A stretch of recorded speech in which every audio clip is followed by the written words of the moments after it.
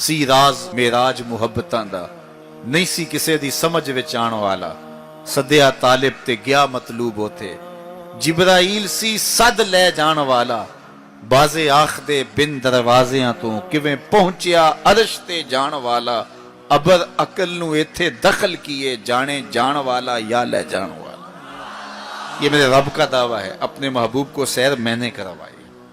अच्छा, सैर करवाई क्यों? तो कहा कि मैं अपने अजायब कुदरत की निशानियां अपने अब्दे खास को, अब्दे मुनीब को, अब्दे मुख्तार को, अब्दे मुकर्रम को दिखाना चाहता हूं।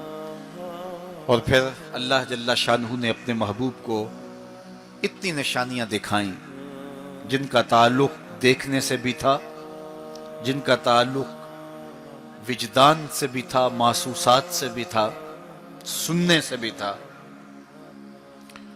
कभी हुजूर अलैहिस्सलातु वस्सलाम जन्नत की खुशबू सूंघते हैं, नज़ारों की वादी देखते हैं, और कभी दोज़ख के अंदर अजाबों में मुब्तला लोगों को देखते हैं। और फिर अपनी उम्मत को बयान भी फरमाया ताकि वो उन आमाले बद से बच जाएं जो जहन्नम में ले जाने का सबब और जरिया है। आज की शब खास में मैं और आप अपनी जिंदगियों पे गौर करें और हुजूर अलैहिस्सलाम ने वो जो हमें खबरें दी हैं उनको देखें, और कोई ऐसी कोताही कहीं हमारे आमाल में तो नहीं है, अगर है तो उसको अपने से दूर करके एक नई जिंदगी का आज से आगाज करें। हुजूर अलैहिस्सलाम ने फरमाया कि मैंने कुछ लोगों को देखा कि पत्थरों से उनके सर कुचले जा रहे हैं, और पत्थरों से कुचलने की वजह से उन लोगों के सर कीमे की तरह हो जाते, कूट दिए जाते हैं पत्थरों से, लेकिन थोड़ी देर के बाद फिर सही हो जाते हैं, लेकिन फिर दोबारा उनके सर कुचले जाते। तो मैंने पूछा, जिब्रील ये कौन लोग हैं? तो कहा कि ये वो लोग हैं कि जिनके सर नमाज की वजह से बोझल रहते थे, नमाज जिनको बड़ी भारी लगती थी, अजान की आवाज सुनते और फिर दोबारा सरहाने पे सर डाल देते और उठने की हिम्मत ना पड़ती। हय्या अलस सलाह हय्या अलल फलाह की दिल फरेब सदाएं कानों में पड़ती। तो इनके सर नमाज की वजह से बोझल होते थे और आज इनके सर पत्थरों से कूटे जा रहे हैं। इस पूरे इज्तिमा में जो इस ग्राउंड के किनारों तक है और बाहर गली में भी इस लाउड स्पीकर के जरिए से, बाजार में भी, सड़क पर भी आवाजें पहुंच रही होंगी, तो आप सब और मैं गौर करें कि हमारी जिंदगी में कहीं नमाज से कोताही तो नहीं है। और ये भी सुन लीजिए कि ये मेराज का तोहफा खास है जो हुजूर लेकर आए हैं, इसीलिए अस्सलातो मेराजुल मोमिनीन कहा गया कि नमाज अहले ईमान के लिए मेराज है। हुजूर का मेराज तो ये कि दीदारे इलाही किया और वहां तक पहुंचे जहां किसी का तसव्वुर भी नहीं पहुंच सकता। लेकिन इस उम्मत के लिए मेराज ये है कि जब वो पेशानी सजदे में रख के सुभान रब्बियल आला कहती है, इतनी रहमतें बरसती हैं कि अगर लोगों को पता चल जाए कि हम जब सजदे में होते हैं तो कितनी रहमतें बरसती हैं, तो वो सजदे से सर ही ना उठाएं, इतनी रहमतों का नज़ूल होता है। इसलिए इस उम्मत का मेराज ये है कि ये 5 गाना नमाज शियारे जिंदगी बना ले, कभी भी नमाज कज़ा ना होने दे, अपनी जिंदगी में नमाजों को इस तरह शामिल करे कि नमाज का वक्त आए तो बेचैनी हो कि नमाज की अदायगी हो, और एक नमाज के बाद दूसरी नमाज का इंतजार करने लग जाएं। हुजूर नमाज को आंखों की ठंडक करार दें। बिलाल हबशी को जब अजान के लिए कहते तो ये फरमाते, अरेहना या बिलाल, बिलाल उठो और हमारे सीने को राहत पहुंचा दो।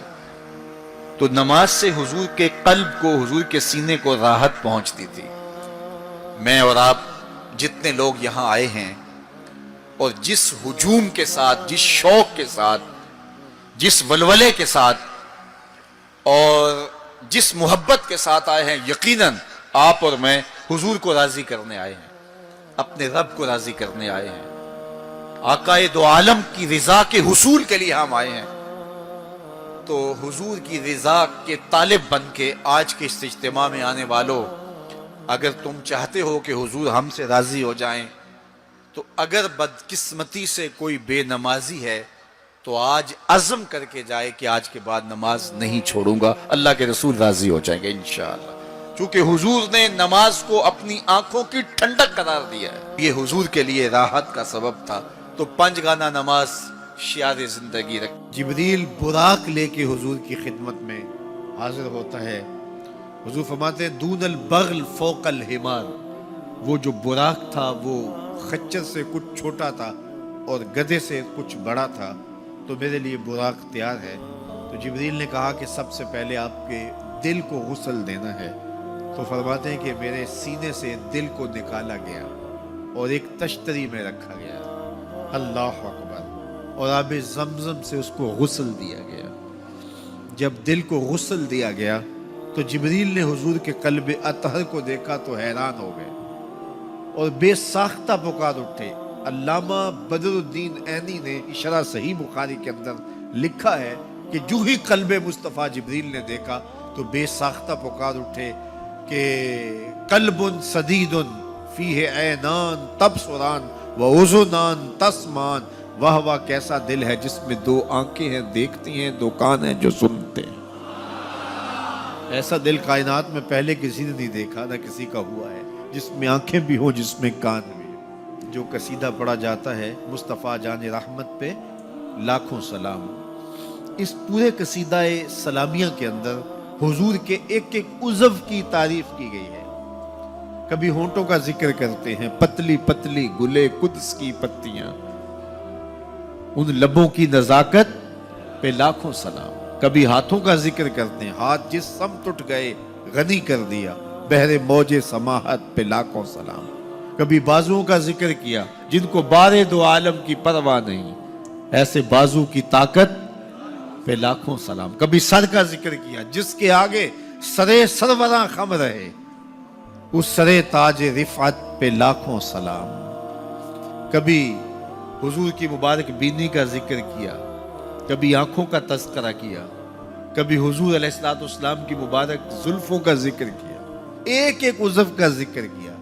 چلتے چلتے جب دل پہ آئے تو اعلی حضرت کا قلم نہیں رک جاتا اور سوچتے ہیں کیا لکھوں، اور اعلی حضرت بولے دل سمجھ سے ورا، دل سمجھ سے ورا، مگر یوں کہوں غنچائے راز وحدت پہ لاکھوں سلام۔ دل سمجھ سے بالا ہے لیکن یوں کہہ دیتا ہوں اللہ کے رازوں کا امین ہے تو وہ قلب مصطفیٰ ہے صلی اللہ علیہ وسلم۔ تو حضور علیہ السلام کا مبارک قلب اطہر جب نکالا گیا تو جبریل نے کہا قلب وقیع فیہ عینان تبصران و اذنان تسمعان، واہ واہ کیسا دل ہے جس میں 2 آنکھیں ہیں جو دیکھتی ہیں، 2 کان ہیں جو سنتے ہیں۔ حضور کی آنکھیں ہماری آنکھوں جیسی نہیں ہیں، نہ ہماری آنکھیں حضور کی آنکھوں جیسی۔ ہماری آنکھوں کے اندر تو میل کچیل آتا ہے، حضور کی آنکھوں میں مازاق کے کجلے لگے تھے۔ مست آنکھیں رضا مازاق کے کجلے والی، مست آنکھیں رضا مازاق کے کجلے والی، گر میری سمت بھی اٹھیں تو مقدر جاگے، گر میری سمت بھی اٹھیں تو مقدر جاگے۔ تو حضور کی مبارک آنکھیں، اللہ اکبر، کیا خوب سجن دیاں اکھیاں نے، کیا خوب سجن دیاں اکھیاں نے، جویں پر کے سرائیاں رکھیاں۔ سارے نبیوں کی زندگیوں کا مطالعہ کیجئے، ان کو سخت سے سخت، کٹھن سے کٹھن حالات کا مقابلہ کرنا پڑا اور حالات کی سختیاں انہوں نے گوارا کی، لیکن اٹھنے والے قدم پیچھے نہیں ہٹے، وہ آگے ہی بڑھتے چلے گئے اور عظیمتوں کے سفر طے کرتے گئے۔ سب سے زیادہ مشکل اور کٹھن حالات میرے اور آپ کے آقا و مولا حضور نبی رحمت صلی اللہ علیہ وآلہ وسلم کو ملے اور حالات کا جبر حضور کو سہنا پڑا، تلخیاں گوارا کرنی پڑی۔ پیدا ہوئے تو باپ کا سایہ سر پہ نہیں تھا، 6 سال کی عمر تھی کہ ماں انتقال کر گئی۔ حضور نے اعلان نبوت کیا تو اپنے ہی مخالف ہو گئے۔ سب سے پہلا شخص جو کھڑا ہوا اور جس نے بدتمیزی کی وہ رشتے میں سکا چچا لگتا تھا۔ اس کی بیوی سارا دن جا کے جنگل میں کانٹے جمع کرتی تھی، ام جمیل، اور جن راہوں سے حضور نے گزرنا ہوتا ان راہوں میں بکھیر دیتی کہ پاؤں زخمی ہوں گے اور منزل پہ پہنچ نہیں سکیں گے، لیکن میرے حضور گھر سے نکلتے ہیں، ان کانٹوں سے بچ کے گزرتے ہیں اور ان گڑھوں سے بچ کے گزرتے ہیں اور پھر بھی ان تک پہنچ جاتے ہیں۔ کھود لیے گڑھے، بچھا لیے کانٹے، آ گیا ہوں تمہارے پاس پیغام لے کر۔ عقبہ بن ابی معیط حضور کے گلے میں کپڑا ڈال کے تو دیتا ہے، حضور کے گھر کے سامنے کوڑا پھینک جاتے ہیں، اجنیاں حضور علیہ السلام کے بدن میں حالت سجدہ میں ڈال دی جاتی ہیں۔ اور یہ وہی ایام ہیں کہ حضور کا شفیق چچا کفار کی ریشہ دوانیاں بڑھتی ہیں تو بولتے ہیں کل ما اجبتا، میرے بھتیجے جو تمہارے من میں آتا ہے کہو، میں جو ہوں تمہاری پشت پہ کھڑا ہوں میں۔ ان کا بھی انتقال ہو جاتا ہے، جناب ابو طالب بھی انتقال کر جاتے ہیں۔ ایک ایسی ہستی جو حضور پہ جان نچھاور کرتی ہیں اور کوئی بھی تکلیف ہوتی ہے تو حضور ان سے بات کرتے ہیں تو دل کا بوجھ ہلکا ہوتا ہے، وہ ہے زوجہ رسول سیدہ خدیجہ الکبریٰ رضی اللہ تعالی عنہا۔ نزول وحی کے بعد جب حضور کی طبیعت پر ایک گرانی آتی ہے تو وہ خدیجہ الکبریٰ ہی تھی جو کہتی ہیں کہ کلا واللہ ما یخزیک اللہ ابدا، حضور آپ پریشان نہیں ہوں، آپ کا رب آپ کو کبھی بھی تنہا نہیں چھوڑے گا اور آپ کو پریشان نہیں ہونے دے گا، اس لیے کہ آپ دکھیوں کے کام آتے ہیں، ضرورت مندوں کی ضرورتیں پوری کرتے ہیں، اور جن کا کوئی کمانے والا نہیں آپ اس کی مدد کے لیے کھڑے ہوتے ہیں، یتیموں کا سہارا ہیں اور بیواؤں کا آسرا ہیں، آپ کا رب آپ کو کبھی بھی پریشان نہیں ہونے دے گا۔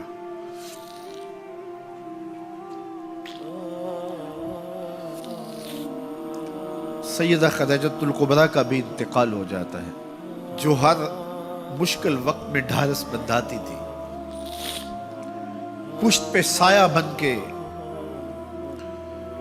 نگہبانی کا فریضہ انجام دینے والے چچا بھی انتقال کر جاتے ہیں۔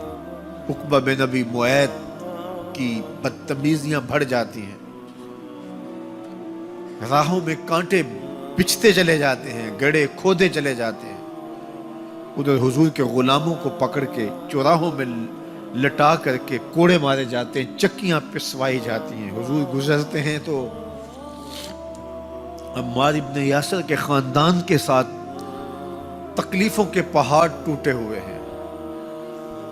حضرت سمیہ رضی اللہ تعالی عنہا جو حضرت عمار ابن یاسر کی والدہ ہیں، ان کو مکے کے ایک چوک کے اندر ابو جہل نیزہ مار کے شہید کرتا ہے، حضرت یاسر شہید کر دیے گئے، بلال حبشی چکی پیستے ہیں اور بدن میں ان کے میخیں ٹھوکی جاتی ہیں۔ عجیب عالم ہے، اپنے بھی مخالف سکا چچا راستہ روک کے کھڑے ہو جاتا ہے، اوجریاں پھینکی جاتی ہیں، کانٹے بکھیرے جاتے ہیں۔ طائف گئے تو ان کا رویہ اتنا شرمناک اور اتنا دردناک تھا کہ اس کی تلخیاں بھولتی نہیں ہیں۔ اللہ کے محبوب ایک دن حرم میں آئے اور وہیں ام ہانی کے گھر جو حرم کے بالکل قریب تھا رک گئے۔ فرماتے آنا بین النوم والیقظہ، میں نہ تو ابھی سویا تھا نہ ابھی جاگ رہا تھا، میری درمیانی کیفیت تھی۔ تو فرماتے ہیں کہ میں اپنی چچا زاد بہن ام ہانی کے گھر میں تھا کہ جبریل براق لے کے آ گئے اور آ کے سندیسہ دیتے ہیں ان اللہ اشتاق الی لقائک یا رسول اللہ، محبوب زمانے کے دکھوں نے آپ کو گھیر لیا ہے اور تکلیفیں حد سے تجاوز کر گئی ہیں۔ رب کہتا ذرا آؤ نا میں رخ سے نقاب اٹھاؤں اور آپ کو جلوہ کرا کے سارے غم غلط کر دوں اور سارے دکھ دور کر دوں۔ تکلیفیں حد سے بڑھی، اذیتیں زیادہ ہوئیں، تو مالک نے کہا محبوب وہ منظر بھی دیکھے کہ طائف کے بازاروں میں لوگ پتھر لیے کھڑے تھے، اب وہ منظر بھی دیکھو، رضوان جنت کے پھول لیے کھڑے ہوں گے، فرشتے قطاروں میں منتظر ہوں گے، وہ پتھر لیے کھڑے ہوں گے، یہ پھولوں کی کلیاں لیے جنت کی حوریں کھڑی ہوں گی۔ تو حضور کے استقبال کی تیاریاں ہیں، جبریل براق لے کے حضور کی خدمت میں حاضر ہوتا ہے۔